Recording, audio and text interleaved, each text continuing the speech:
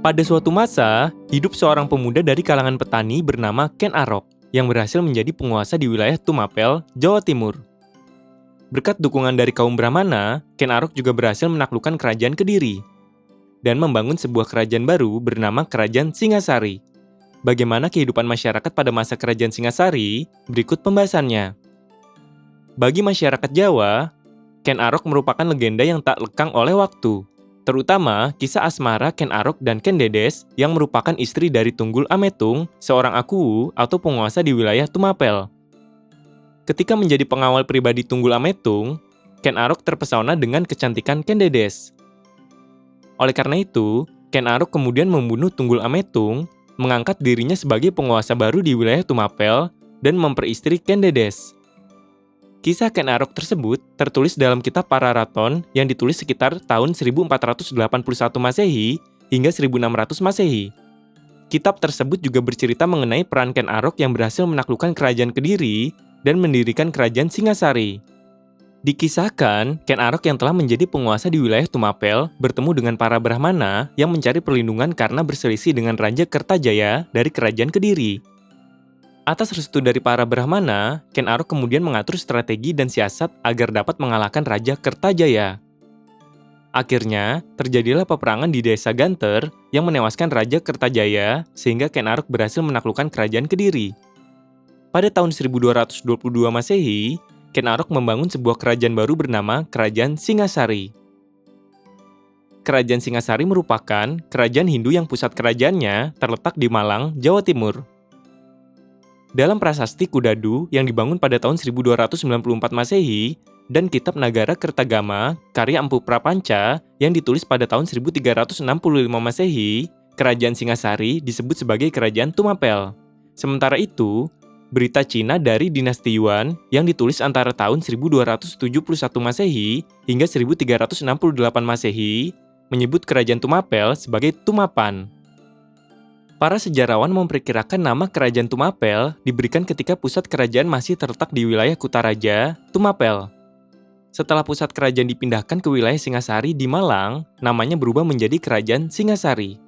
Berdasarkan Kitab Pararaton dan Kitab Nagara Kertagama, Kerajaan Singasari memiliki kaitan erat dengan Kerajaan Majapahit yang terletak di Mojokerto, Jawa Timur. Kitab Pararaton dan Nagara Kertagama juga memuat cukup banyak informasi mengenai riwayat kepemimpinan dan masa kekuasaan raja di Kerajaan Singasari. Pertama, riwayat kepemimpinan. Silsilah Kerajaan Singasari adalah sebagai berikut. Ken Arok berkuasa dari tahun 1222 Masehi hingga 1227 Masehi.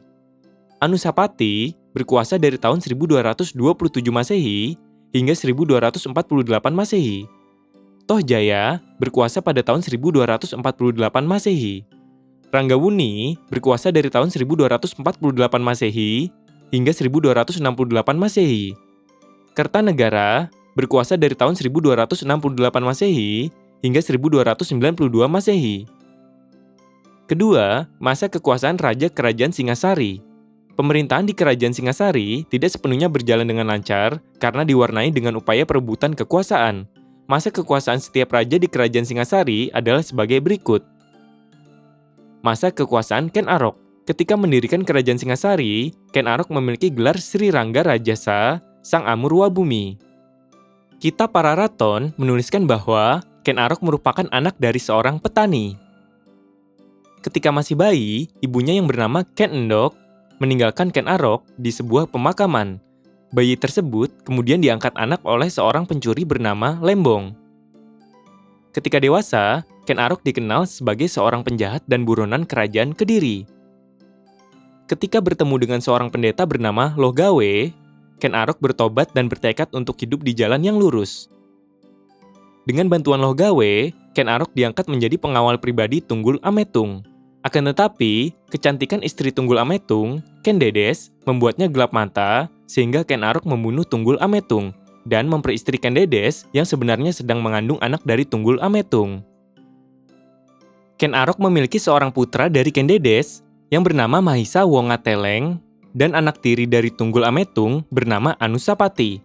Sementara itu, dari istri keduanya yang bernama Ken Umang, Ken Arok memiliki 4 putra, yaitu Panji Tohjaya, Panji Sudatu, Panji Wregola, dan Dewi Rambi. Pada tahun 1227 Masehi, Anusapati memerintahkan seorang prajurit bernama Ki Pangalasan dari desa Batil untuk membunuh Ken Arok. Setelah berhasil dibunuh, jasad Ken Arok dimakamkan pada sebuah candi di wilayah Kagenengan dan hingga saat ini belum ditemukan. Berdasarkan kitab Nagara Kertagama, candi tersebut merupakan bangunan pemujaan yang memiliki perpaduan unsur Hindu Siwa dan Buddha. Masa kekuasaan Anusapati. Setelah berhasil membunuh Ken Arok, Anusapati yang berusia 21 tahun menjadi raja kedua di kerajaan Singasari. Akan tetapi, hingga akhir masa pemerintahannya, kerajaan tidak mengalami banyak perubahan. Pada tahun 1248 Masehi, Anusapati yang sedang mengadu ayam dibunuh oleh Tohjaya, putra sulung Ken Arok dari Ken Umang. Jasad Anusapati kemudian dicandikan di Candi Kidal, Malang. Menurut kitab Pararaton, keris yang membunuh Anusapati adalah keris yang sama dengan yang membunuh Ken Arok dan Tunggul Ametung. Keris tersebut dipesan oleh Ken Arok dari Empu Gandring, seorang pandai besi terkemuka di Tumapel. Ketika keris selesai dibuat, Ken Arok membunuh Empu Gandring dengan keris tersebut agar tidak ada saksi. Sebelum meninggal, Empu Gandring sempat mengutuk Ken Arok yang juga akan tewas oleh keris tersebut. Pada kenyataannya, keris buatan Empu Gandring telah merenggut banyak nyawa. Selain Empu Gandring, Tunggul Ametung, Ken Arok, dan Anusapati, keris tersebut juga membunuh sahabat Ken Arok yang bernama Kebo Ijo dan prajurit Anusapati yang membunuh Ken Arok bernama Ki Pangalasan.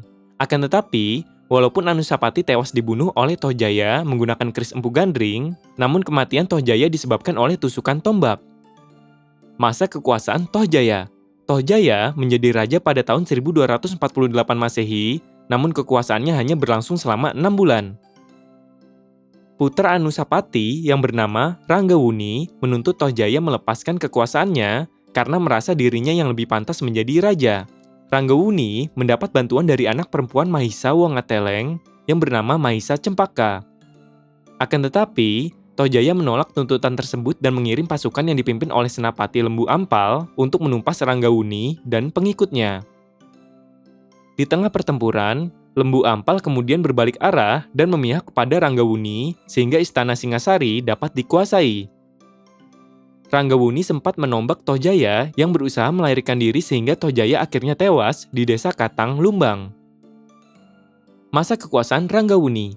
Pada tahun 1248 Masehi, Ranggawuni menjadi raja dengan gelar Srijaya Wisnu Wardana dan didampingi oleh Mahisa Cempaka sebagai Ratu Anggabaya, yaitu pejabat tinggi yang bertugas menanggulangi bahaya yang mengancam kerajaan dengan gelar Narasimhamurti.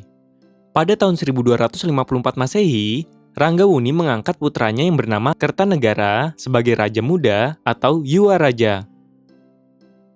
Pada masa kekuasaan Ranggawuni dan Mahisa Cempaka, kerajaan dapat berjalan aman dan tentram.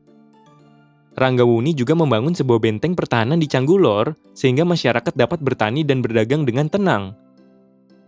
Kekuasaan Ranggawuni berlangsung hingga Ranggawuni dan Mahisa Cempaka meninggal pada tahun 1268 Masehi. Jasad Ranggawuni dicandikan di Jajagu atau Candi Jago sebagai Buddha Amogapasa. Candi Jago memiliki kaki candi bertingkat 3 yang disusun berundak. Dindingnya dipenuhi relief yang menyerupai pewayangan Bali dan berkisah tentang seorang kesatria beserta para punakawan. Masa kekuasaan Kertanegara. Ketika dinobatkan menjadi raja, Kertanegara memiliki gelar Sri Maharaja Diraja Sri Kertanegara. Sebagai penguasa tertinggi, Kertanegara dibantu oleh tim penasihat yang terdiri atas Rakrian Mahamantri 1 Hino, Rakrian Mahamantri 1 Sirikan, dan Rakrian Mahamantri 1 Halu. Ada juga beberapa pejabat tinggi kerajaan yang terdiri atas Rakrian Mahapati, Rakrian Demung, dan Rakrian Kanuruhan. Pada bidang keagamaan, raja mengangkat pejabat tinggi yang khusus menangani kegiatan keagamaan. Pejabat tinggi agama Buddha disebut Dharmadiaksa Ring Kasugatan, dan pejabat tinggi agama Hindu Siwa disebut Dharmadiaksa Ring Kasaiwan. Selain itu, ada juga seorang pendeta yang bertugas mendampingi dan memberikan nasihat keagamaan kepada raja. Pemerintahan Kertanegara berhasil membawa kerajaan Singasari mencapai kejayaan dengan menaklukkan Bali, Kalimantan Barat Daya, Maluku, Jawa Barat, dan Pahang di Malaysia. Akan tetapi, Kertanegara memiliki ambisi untuk memperluas kerajaan Singasari hingga ke seluruh Nusantara. Oleh karena itu, Kertanegara mengupayakannya dengan menerapkan kebijakan dalam negeri dan luar negeri. Kebijakan dalam negeri Kertanegara diterapkan untuk menciptakan stabilitas politik dengan melakukan penataan pemerintahan dan mengganti para pejabat yang tidak setuju dengan ambisinya. Misalnya, banyak wide yang bertentangan dengan raja dipindahkan ke Madura dan diberi jabatan sebagai Bupati Sumenep dengan gelar Arya Wiraraja. Kertanegara juga berusaha menundukkan lawan politiknya dengan memberikan jabatan terhormat. Misalnya, Jaya Katwang yang mengincar kekuasaannya diberikan jabatan sebagai Adipati Kediri. Kebijakan luar negeri Kertanegara diterapkan dengan mengirim utusan atau ekspedisi dan menjalin hubungan diplomatik dengan kerajaan-kerajaan mancanegara. Kebijakan mengirim utusan atau ekspedisi disebut sebagai politik Cakrawala Mandala dan bertujuan untuk mengurangi pengaruh kerajaan Sriwijaya di Nusantara. Pada tahun 1275 Masehi, Kertanegara mengirim Senapati Mahisa Anabrang dan pasukannya untuk melakukan ekspedisi ke kerajaan Melayu. Pada tahun 1286 Masehi, ekspedisi yang dikenal sebagai Ekspedisi Pamalayu tersebut membuahkan hasil sehingga Kertanegara menghadiahkan kerajaan Melayu sebuah arca yang disebut Arca Amogapasa. Sementara itu, kerajaan Singasari juga menjalin hubungan diplomatik dengan Raja Champa dari Vietnam yang bernama Raja Jayasingawarman III. Selain karena Raja Champa memperistri salah satu dari saudara perempuan Kertanegara, hubungan tersebut juga bertujuan untuk mencegah ekspansi yang dilakukan Kubilai Khan dari Mongol ke kerajaan Singasari. Sejak tahun 1280 Masehi, utusan-utusan Kubilai Khan sering datang ke kerajaan Singasari dan meminta Kertanegara untuk tunduk kepada kerajaan Mongol. Akan tetapi, Kertanegara selalu menolak. Pada tahun 1289 Masehi, Kertanegara tidak hanya menolak permintaan Kubilai Khan, tetapi juga memotong telinga utusan Mongol yang bernama Mengki. Tindakan tersebut membuat marah Kubilai Khan sehingga ia mengirim pasukan untuk menyerang kerajaan Singasari. Akan tetapi, sebelum pasukan Mongol tiba di Jawa, kerajaan Singasari telah lebih dulu diserang oleh Jaya Katwang dari Kediri. Serangan yang dilakukan pada tahun 1292 Masehi tersebut menyebabkan Kertanegara serta pejabat istana lainnya tewas terbunuh dan berakhirlah riwayat dari kerajaan Singasari. Jasad Raja Kertanegara dicandikan di Candi Jawi di kaki Gunung Welirang, Kabupaten Pasuruan, Jawa Timur. Masyarakat kerajaan Singasari telah mengenal sistem penanggalan berdasarkan pasaran Jawa. Dan status sosialnya terbagi menjadi dua, yaitu masyarakat kelas atas dan masyarakat kelas bawah. Masyarakat kelas atas meliputi raja dan para bangsawan, sedangkan masyarakat kelas bawah meliputi rakyat jelata.